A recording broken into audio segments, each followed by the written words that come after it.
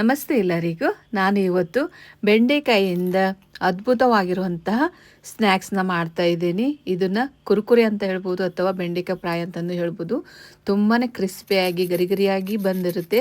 Taste ಮಾತ್ರ ಸಖತ್ತಾಗಿ ಬಂದಿದೆ.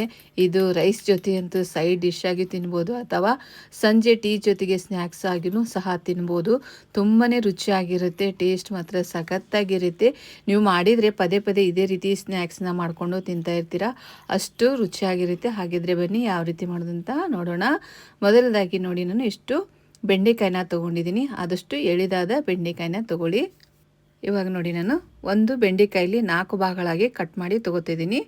ಈ ರೀತಿ ಕಟ್ ಮಾಡಿ ತೊಗೋಬೇಕು ಸೈಡ್ ಇರೋದನ್ನು. ನೋಡಿ, ಈ ರೀತಿ ಆದಷ್ಟು ತೆಳ್ಳಗೆ ಕಟ್ ಮಾಡ್ಕೊಳ್ಳಿ. ತುಂಬ ದಪ್ಪ ಆದರೆ ಅಷ್ಟೊಂದು ಚೆನ್ನಾಗಾಗಲ್ಲ. ನೋಡಿ, ಈ ರೀತಿ ಒಂದರಲ್ಲಿ 4 ಭಾಗಗಳಾಗಿ ಕಟ್ ಮಾಡ್ಕೊಳ್ಳಿ. ಇನ್ನೊಂದನ್ನು ಕಟ್ ಮಾಡಿ ತೋರಿಸ್ತಿದ್ದೀನಿ ನೋಡಿ. ಇವಾಗ ಪೂರ್ತಿಯಾಗಿ ಕಟ್ ಮಾಡಿ ತೊಗೊಂಡಿದ್ದೀನಿ. ಇವಾಗ ಒಂದು ಮಿಕ್ಸಿಂಗ್ ಬೌಲಿಗೆ 1 ಬೌಲ್ ಆಗೋಷ್ಟು ಕಡಲೆ ಹಿಟ್ಟು, 2 ಟೀ ಸ್ಪೂನಷ್ಟು ಅಕ್ಕಿ ಹಿಟ್ಟು, ಕಸೂರಿ ಮೆಂತ್ಯನ ಹಾಕ್ತಾಯಿದ್ದೀನಿ. ಸ್ವಲ್ಪ ಬಿಸಿ ಮಾಡಿ ಕ್ರಷ್ ಮಾಡಿ ಹಾಕ್ಕೊಳ್ಳಿ.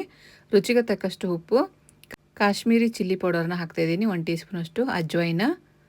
ಇದಿಷ್ಟನ್ನು ಹಾಕಿ ಚೆನ್ನಾಗಿ ಮಿಕ್ಸ್ ಮಾಡಿ ತಗೊಳ್ಳಿ. ಅಕ್ಕಿ ಹಿಟ್ಟು ಹಾಕೋದ್ರಿಂದ ಗರಿ ಗರಿಯಾಗಿ ತುಂಬ ಚೆನ್ನಾಗಿ ಬರುತ್ತೆ. ಇವಾಗ ನೋಡಿ, ಕರೆಕ್ಟಾಗಿ ಮಿಕ್ಸ್ ಆದ ನಂತರ ನಾನು ನೀರು ಹಾಕಿ ಚೆನ್ನಾಗಿ ಇದನ್ನು ಮಿಕ್ಸ್ ಮಾಡಿ ತೊಗೋತಿದ್ದೀನಿ. ತುಂಬ ತೆಳ್ಳಗೆ ಮಾಡ್ಕೋಬಾರ್ದು, ತುಂಬ ಗಟ್ಟಿನೂ ಮಾಡ್ಕೋಬಾರ್ದು. ಇವಾಗ ನಾನು ಬ್ಯಾಟರ್ ತೋರಿಸ್ತೀನಿ, ಆ ರೀತಿ ಇರಬೇಕು. ಇದು ಕರೆಕ್ಟಾಗಿದೆ. ಇವಾಗ ಕಟ್ ಮಾಡ್ಕೊಂಡಿರುವಂಥ ಬೆಂಡೆಕಾಯಿನ ಅದಕ್ಕೆ ಸೇರಿಸ್ತಾ ಇದ್ದೀನಿ ನೋಡಿ. ಕರೆಕ್ಟಾಗಿ ಇದನ್ನು ಮಿಕ್ಸ್ ಮಾಡ್ಕೊಳ್ಳಿ. ಹಿಟ್ಟು ಎಲ್ಲ ಕಡೆ ಹತ್ತಬೇಕು, ಆ ರೀತಿ ಕರೆಕ್ಟಾಗಿ ಮಿಕ್ಸ್ ಮಾಡ್ಕೊಳ್ಳಿ. ಈಗ ಉಳಿದಿರುವಂಥ ಬೆಂಡೆಕಾಯನ್ನು ಸಹ ನಾನು ಹಾಕ್ತಾಯಿದ್ದೀನಿ ನೋಡಿ. ಹಾಗೆ ಕರೆಕ್ಟಾಗಿ ಮಿಕ್ಸ್ ಮಾಡ್ಕೊಳ್ಳಿ. ಮಿಕ್ಸ್ ಆದ ನಂತರ ಈ ರೀತಿ ಬಿಡಿ ಬಿಡಿಯಾಗಿ ಮಾಡಿಕೊಂಡು ಎಣ್ಣೆಯಲ್ಲಿ ಹಾಕಬೇಕಾಗುತ್ತೆ. ನೋಡಿ, ಈ ರೀತಿ ಹಾಕಬೇಕು ಎಣ್ಣೆಯಲ್ಲಿ. ಬ್ಯಾಟರ್ ಕರೆಕ್ಟಾಗಿ ಮಾಡ್ಕೊಳ್ಳಿ. ತುಂಬ ತೆಳ್ಳಗಾದರೆ ಹಿಟ್ಟು ಅಷ್ಟೊಂದು ಚೆನ್ನಾಗಿ ಬರಲ್ಲ. ಇವಾಗ ಎಣ್ಣೆ ಕಾದಿದೆ ನೋಡಿ, ಒಂದೊಂದನ್ನೇ ಹಾಕ್ತಾಯಿದ್ದೀನಿ. ತುಂಬಾ ಚೆನ್ನಾಗಿ ಬರುತ್ತೆ ಗರಿ ಗರಿಯಾಗಿ.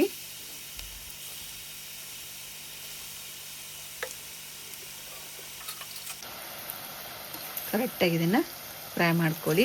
ಕ್ರಿಸ್ಪಿ ಆಗಬೇಕು, ಅಲ್ಲಿ ತನಕ ಫ್ರೈ ಮಾಡ್ಕೋಬೇಕು.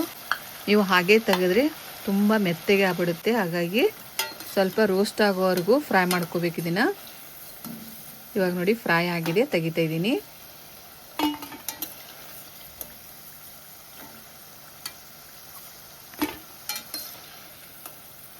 ಇದು ಸಂಜೆ ಟೀ ಜೊತೆಗೂ ತಿನ್ಬೋದು ಅಥವಾ ರೈಸ್ ಸಾಂಬಾರ್ ಜೊತೆ ಸೈಡ್ ಡಿಶ್ ಆಗಿನೂ ತಿನ್ಬೋದು. ಸಖತ್ ರುಚಿಯಾಗಿರುತ್ತೆ. ಮಕ್ಕಳಿಗಂತೂ ತುಂಬಾ ಇಷ್ಟ ಆಗುತ್ತೆ ಈ ರೀತಿ ನಾವು ಮಾಡಿ ಸ್ನ್ಯಾಕ್ಸ್ನ ಕೊಡೋದ್ರಿಂದ. ಇವಾಗ ಇನ್ನೊಂದು ಬ್ಯಾಚನ್ನು ಫ್ರೈ ಮಾಡ್ತಾಯಿದ್ದೀನಿ ನೋಡಿ. ಇವಾಗ ಪೂರ್ತಿಯಾಗಿ ಫ್ರೈ ಆಗಿದೆ, ಸರ್ವ್ ಮಾಡ್ತಾಯಿದ್ದೀನಿ. ನೋಡಿ ಎಷ್ಟು ಚೆನ್ನಾಗಿ ಗರಿ ಗರಿಯಾಗಿ ಬಂದಿದೆ ಅಂತ.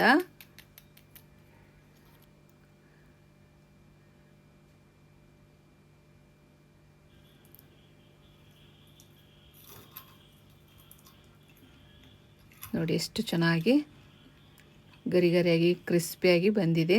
ನೀವು ಸಹ ಟ್ರೈ ಮಾಡಿ ನೋಡಿ ಹೇಗಾಗಿತ್ತು ಅಂತಂದೇಳಿ ಕಮೆಂಟ್ ಸೆಕ್ಷನಲ್ಲಿ ಕಮೆಂಟ್ ಮಾಡಿ ತಿಳಿಸಿ.